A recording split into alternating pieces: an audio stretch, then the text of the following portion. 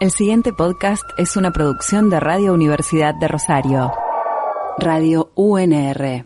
Es la mayor reserva petrolera del mundo. En realidad lo han dicho escritores, es la bendición y la maldición de Venezuela, es lo que ha ocurrido, ¿no? No me animo a hacer esa comparación, pero cómo han funcionado los países petroleros. Y no es lo mismo Venezuela como Noruega. Noruega tiene otro tipo de desarrollo, es un país estrictamente petrolero, o Arabia Saudita. Lo que pasa es que ninguna de esas cosas son traspolables entre sí. O sea, Arabia Saudita no tiene ni tradición democrática, que Venezuela sí la tiene, pero al nivel latinoamericano. No tiene tradición igualitaria en lo más mínimo. Hay una monarquía absoluta en Arabia Saudita, se sabe de todas partes, pero como que parece raro, ¿no? Porque las dictaduras están en otros lados, Arabia Saudita no le dice nada. Es más, estuvo en la Comisión de Derechos Humanos de la ONU. Tengo entendido que fue un acuerdo con Estados Unidos que en su momento el presidente de Estados Unidos fue y le dijo: si ustedes nos proporcionan el petróleo que nosotros necesitamos, no lo jodemos con derechos humanos por ni supuesto. nada por el estilo. ¿Es el negocio? Sí, toma, ya. Pero es una monarquía absoluta y es mucho más absolutista, digamos, y dictatorial y totalitaria. Porque, Irán es autoritario, no lo voy a negar, pero de cualquier manera también. Claro, pero un país respeta los derechos humanos siempre y cuando Estados Unidos diga que lo respeta. Y no respeta los derechos humanos siempre y cuando Estados Unidos diga que no lo respeta. Por supuesto, es así. Aparte, bueno, hay países con los cuales nadie se anima, pero bueno, importa. Y otro país, que es de una tradición democrática, pero una tradición también comunitaria, como es Noruega, que resolvió el problema, y con una tradición de desarrollo económico, que resolvió el tema, digamos, de tener exceso de regalías por el tema del petróleo, redistribuyendo, no solo socialmente, sino también redistribuyendo en otras áreas de las industrias conexas con el petróleo.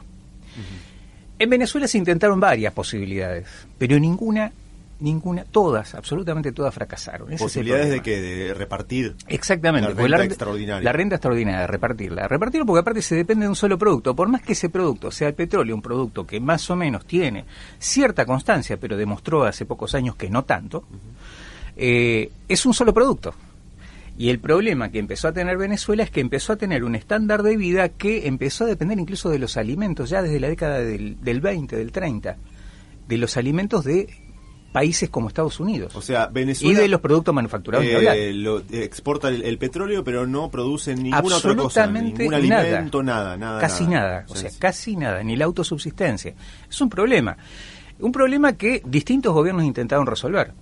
Ahora, vamos a esta otra parte que tiene que ver con lo democrático. El atraso, o sea, se dice y se estuvo diciendo bastante, algo que fue cierto, que entre 1958 y 1998 hubo 40 años de democracia estable en Venezuela. No hubo dictaduras militares. El problema de esto es que omitimos que hasta 1948 no hubo democracia en Venezuela, hasta 1948, uno de los más tardíos de América Latina. O sea, Argentina, hasta 1916 se puede decir que hubo un régimen oligárquico. En Venezuela el régimen oligárquico duró hasta 1948, aproximadamente. O sea, 45. Casualmente, el primer gobierno democrático que intentó democratizar fue el de Rómulo Betancourt, que más o menos coincidió con el de Perón en la Argentina. Este gobierno era oligárquico y era dictatorial. Una de las figuras fuertes era Gómez, Juan Vicente Gómez, que fue un dictador venezolano. Un dictador al estilo tropical, digamos, estilo de que con la renta petrolera también se hizo millonario, hizo millonario los amigos. Es bueno el título. Sí. ¿Qué tal? Es así. Acá con el señor Gómez, el dictador tropical. El dictador tropical, el famoso que hacía alguna vez Olmedo, que tenía esa costa pobre. No caribeño, tropical. Pero es caribeño también. Pero bueno, en este caso Gómez fue eso también. Y Gómez fue derrocado por una alianza entre militares y civiles. Entre militares y civiles que estaban creando la política en Venezuela. Rómulo Betancourt, que era una de las grandes figuras del siglo XX venezolano, venía en su momento, aparentemente del Partido Comunista. Alguna vez se le atribuye una frase nadie sabe si exactamente le dijo él, que decía que a los 20 años uno, si no es comunista es un estúpido, y si a los 50 sigue siéndolo es otro estúpido. Bueno, ahí ya había dejado de ser comunista. Sí, cuando dijo la frase ya había dejado de serlo. Por supuesto. Yo la sabía como que si a los 20 años uno no era de izquierda, no tenía corazón, pero si seguía haciéndolo a los 50 no tenía cerebro. Bueno, es muy similar. Sí, claro. Es muy similar. Es más o menos igual. No importa si la dijo o no la dijo. Lo cierto es que de ser un compañero de ruta, por lo menos del Partido Comunista, se convirtió en un anticomunista, pero muy cercano a la socialdemocracia. Y a una socialdemocracia que, obviamente, como toda la socialdemocracia europea, como a su manera el peronismo en la Argentina, como el cardenismo en México, empezó a buscar una alianza con los sectores populares y con la clase obrera. Y trató, en sus primeros gobiernos, con su partido, que era Acción Democrática, de reencauzar un poco la renta petrolera, tratar de inducir a que haya una sustitución de importación, a que haya una industrialización, pero no lo logró. O sea, no lo logró ni ese gobierno ni los gobiernos siguientes.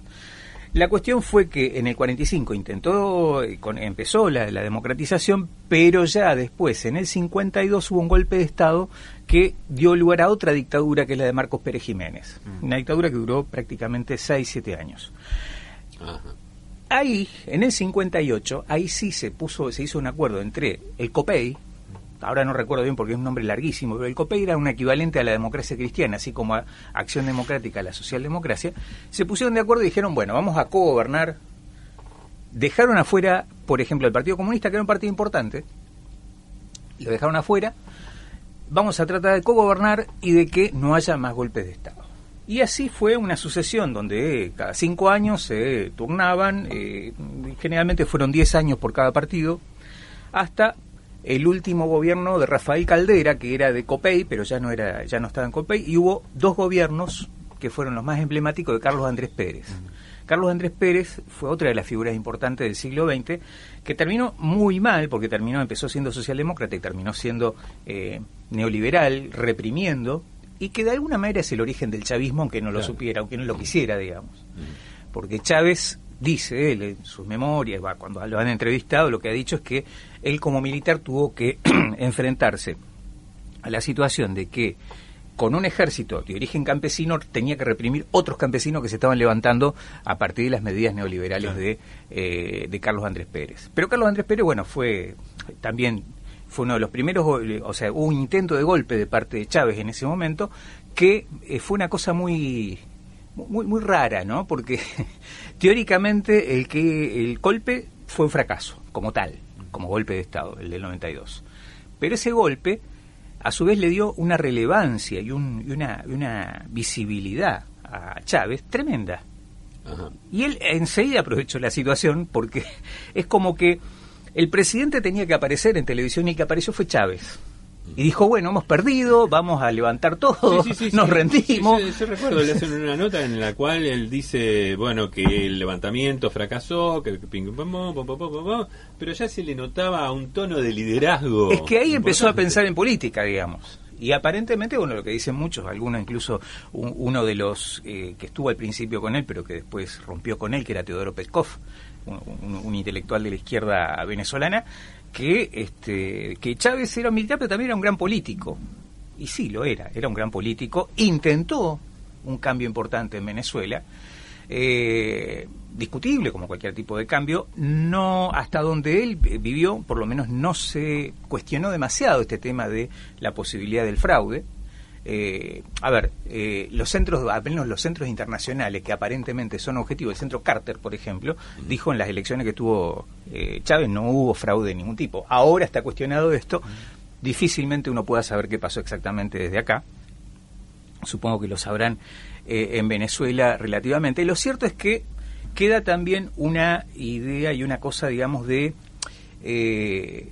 partición de la sociedad venezolana. Claro. Bueno, pero ahí te empezó a darse con preguntar con qué características tiene esa sociedad. Digo, si es una economía dependiente del petróleo, muchas clases de personas que están vinculadas a la economía del petróleo, que trabajan, digamos, en una clase media, mucha burocracia, ¿qué onda?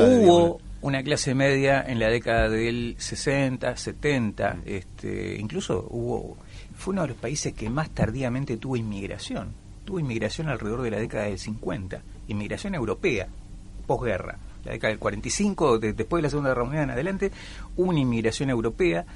¿Hubo migración de otros lugares de Latinoamérica? Sí, vos sabés que la semana pasada cuando hablábamos con Nathanson, que me iría a presentar el libro, decía que hasta no me acuerdo qué año de la década del 90 había muchísimos colombianos viviendo en Venezuela, y que después con el chavismo se produjo la salida de un montón de venezolanos, muchos a Colombia, digamos, del proceso contrario. Sí, pero la situación colombiana tiene que ver con la guerra civil colombiana, esa situación de guerra civil permanente. No por una cuestión económica de no estrictamente, no estrictamente, pero de cualquier manera Venezuela podía todavía cobijar gente, digamos.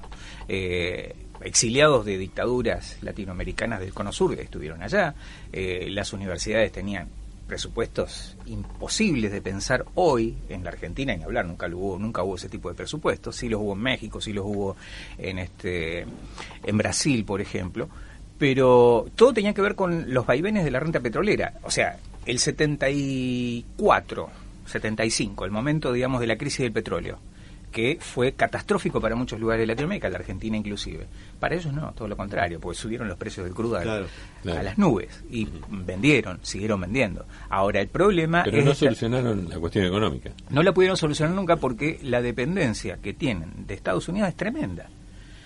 Las veces que se intenta independizar, lamentablemente tienen que reducir el consumo. Y como alguna vez dijo un filósofo alemán que vivió en Estados Unidos, para reducir el consumo no hay otra que ser un poco autoritario, o mucho.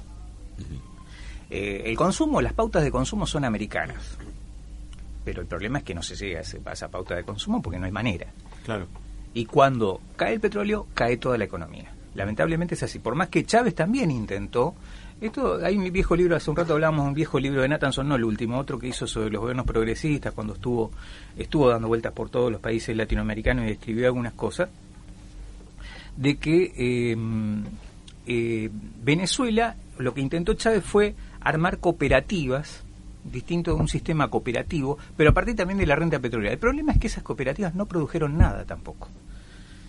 No es atribuible solamente a Chávez esto, ¿no? Es una cuestión social, digamos, en un punto, porque es como que la renta petrolera todavía permitía determinadas cosas, permitía un exceso a tal punto de que compró parte de deuda externa de otros países, financió a Cuba, un montón de cosas pudo hacer Chávez. Sí, pero cuando se cayó todo, ahí empezaron los problemas. Y cuando hablas de dependencia de Estados Unidos, hablas de una dependencia económica, de que ellos le venden a Estados Unidos, básicamente. Le vendían a Estados Unidos la mayoría del petróleo. Y aparte, comprar los productos manufacturados prácticamente, y incluso los alimentos. No necesariamente los alimentos, pero los alimentos manufacturados los compran de Estados Unidos. Sí. Lo han comprado ahí. Hablando de eso, no, porque Pepe Mujica alguna vez dijo que nunca había conocido a un político tan generoso como Chávez. Sí. ¿No? Que era el momento que querían entrar en el Mercosur y bueno, que medio que abrió la billetera, una cosa así. Decía, nunca conocí un tipo tan generoso como Chávez.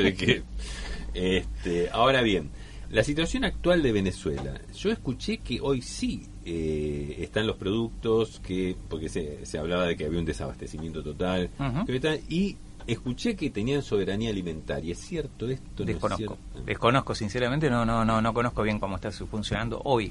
O sea, que desde hace 2 años empezó a recuperarse. Yo escuché lo mismo, probable. Que de hecho el gobierno de Maduro, algo por lo cual quería ganar las elecciones, era porque venía como en un diálogo mucho mejor con Estados Unidos, y de hecho ya no tenían ciertos problemas que tenían antes, como era el desabastecimiento, como que habían logrado una cierta estabilidad, conversaciones con Estados Unidos para futuros negocios.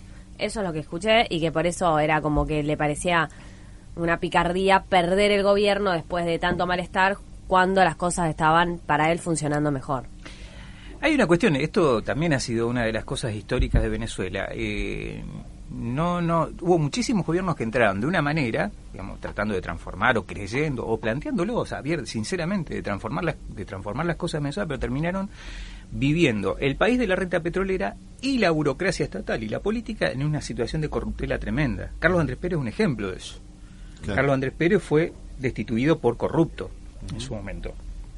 Y esto ocurre generalmente en este tipo de economías con estados débiles, con una sociedad también que no produce lo que debería producir como para tener esta soberanía. Si empieza a tener esta soberanía alimentaria, bueno, uno puede pensar que en el futuro puede haber una mayor estabilidad política, una mayor...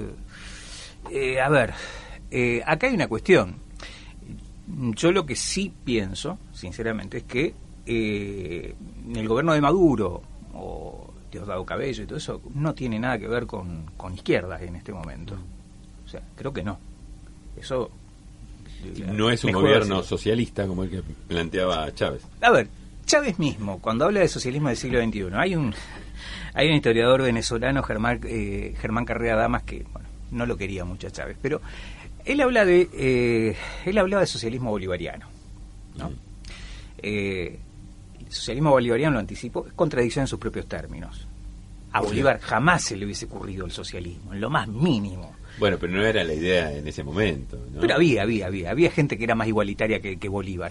Revisen las constituciones de Bolívar. Él planteaba presidente vitalicio con derecho a elegir sucesor y un senado hereditario. A ver, habríamos que ver, ni siquiera del todo republicano, era republicano, era el republicano, era conservador, pero a ver, todos los gobiernos venezolanos se consideraban bolivarianos a sí mismos. Desde Gómez, la dictadura de Gómez, Cipriano Reyes, era Cipriano Castro, perdón, que había sido uno de los primeros presidentes del siglo XX, también era un gobierno oligárquico. Y como acá muchos sanmartinianos. Exactamente, ¿no? Bolívar sirve para todo. Lo que pasa que, a ver, con San Martín es muy difícil, digamos, ponerle socialismo sanmartiniano. No lo escuché nunca. Capaz que alguien lo dice, pero...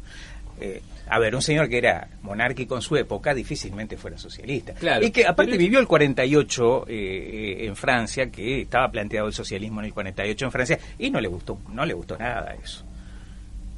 Y hay testimonio de eso. Pero San Martín tenía frase esa de libre, pero en bola como nuestros hermanos los indios, y que yo, de alguna manera... Sí, es la retórica de la primera etapa de la revolución, donde hay una reivindicación de la indígena, etcétera. Ahora, al mismo tiempo, con esta tradición bolivariana, que es bastante, si se quiere, centralista, autoritaria, conservadora también en cierto sentido, desde el punto de vista político, al mismo tiempo es un país que liberó la esclavitud para poder ser independiente. Porque Bolívar tuvo esta ida y vuelta. Pero volviendo a Chávez, bueno, puede ser que alguno considere eso que es el socialismo del siglo XXI, pero no dejó de ser una forma distinta a tratar, que totalmente legítima y totalmente, probablemente con muy buenas intenciones de modificar ese capitalismo rentístico que había. Sí, además coincidía con una serie de gobiernos progresistas o del campo popular en toda América Latina que de alguna forma le daban como ese cierre a la idea de un socialismo del siglo XXI, sí, ¿no? Sí, un poco era eso. Pero bueno, hoy día hay que ver si Maduro responde a eso. Daría la impresión de que hay demasiada retórica como para que responda a eso. Claro. Bien. Bueno, Mario, te agradecemos como siempre. Nos reencontramos el mes próximo seguramente con alguna otra parte de la historia del mundo local o regional. Lo veremos ya más adelante, si te parece. Gracias por venir. Como siempre. Al contrario, gracias a ustedes. Un gusto, Escuchaste una producción de Radio Universidad de Rosario.